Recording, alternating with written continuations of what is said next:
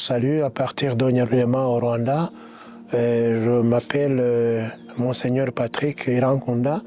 J'ai été ordonné prêtre en 2004 dans ce diocèse de Byumba. Et j'assure actuellement depuis 2019 la fonction de curé de la paroisse ici à Nyarwema. Mais à partir aussi de 2022, j'ai été nommé vicaire général dans notre diocèse de Byumba. Et je suis content de faire cette interview avec vous.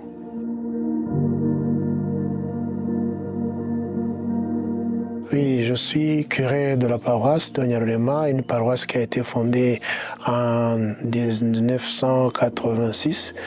Et cette paroisse a été fondée même à l'aide des pères italiens du diocèse de Lucca qui ont vécu ici pendant longtemps, qui ont construit cette paroisse et les centrales qui ont initié beaucoup des œuvres en faveur des chrétiens, en faveur de la population et environnante. Comme curé, je suis coordinateur de la pastorale ici à Nyarwema et je suis de près le déroulement de l'évangélisation que nous faisons à partir des communautés ecclésiales de base et aussi dans les centrales à partir donc de l'administration des sacrements et l'accompagnement des personnes dans le besoin, que ce soit les malades et puis et la gestion quotidienne de la paroisse. Et donc il y a aussi les centres qui sont gérés par la paroisse, il y a les écoles. Et, par exemple, l'école Centre Martini, la Maison de la Miséricorde et beaucoup d'activités en fait que nous suivons ici. Nous sommes équipés de 4 prêtres et il y a aussi un directeur d'école parce que la paroisse de Nyarwema dispose d'une école secondaire qui s'appelle ETP Nyarwema qui a été aussi construite par les pères italiens du diocèse de Lucca et l'école fonctionne jusqu'à présent. Et une école de 1000 élèves jusqu'à présent.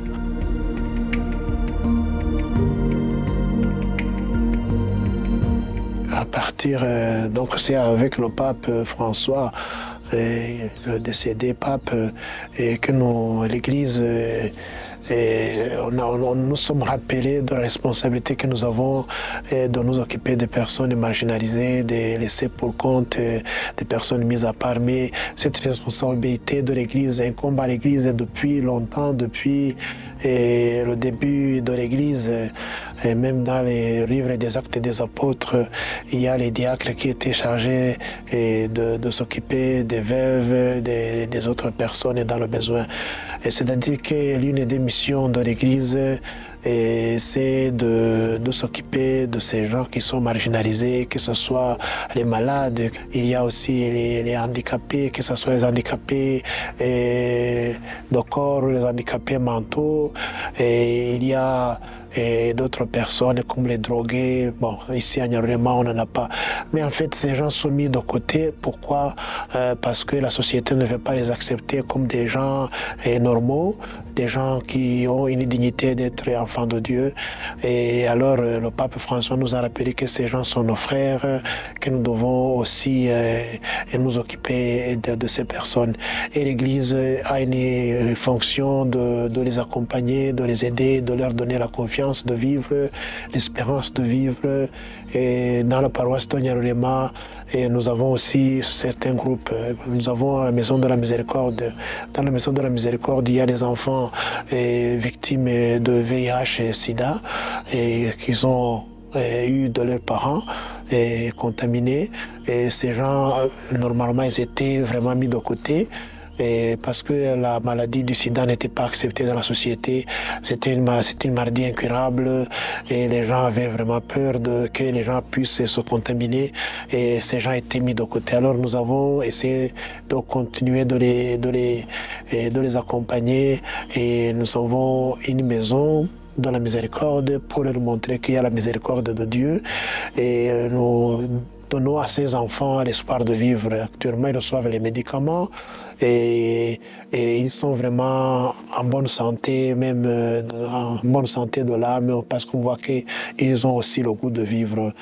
Et nous avons aussi beaucoup d'handicapés mentaux, les malades mentaux dans notre paroisse qui reçoivent des médicaments et la paroisse se charge de suivre ces malades mentaux et nous les accompagnons dans les hôpitaux de psychiatrie et ces gens reçoivent les médicaments qu'il faut et grâce à l'aide du diocèse de Lucca et nous aidons ces personnes-là parce que si notre prennent pas les médicaments régulièrement, ils ont des crises fortes et des fois ils mettent en danger d'autres personnes parce qu'ils sont violents. Alors nous les aidons. Et il y a aussi les personnes handicapées physiques qui ont des problèmes de trouver des porteuses, donc pour se faire soigner dans les hôpitaux spécialisés pour les personnes handicapées. Alors ces personnes-là aussi, nous les accompagnons, nous les suivons. Il y a un groupe ici qui est chargé de s'occuper des enfants qui ont des problèmes, qui sont nés avec des problèmes physiques. Et il y a la physiothérapie que nous leur faisons ici.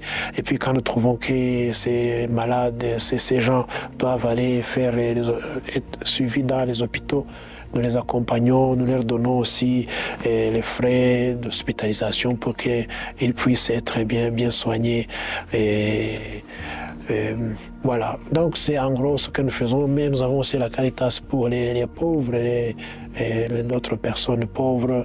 Et ces gens aussi, nous leur donnons par exemple, maintenant c'est la saison de commencer la culture et l'agriculture, alors nous leur donnons les semences pour qu'ils puissent aussi cultiver chez eux, avoir à manger et ainsi de suite. Donc ce sont les différentes façons de récupérer ces gens qui sont mis de côté, et ces gens qui sont mis à part, et ces gens qui sont laissés pour compte.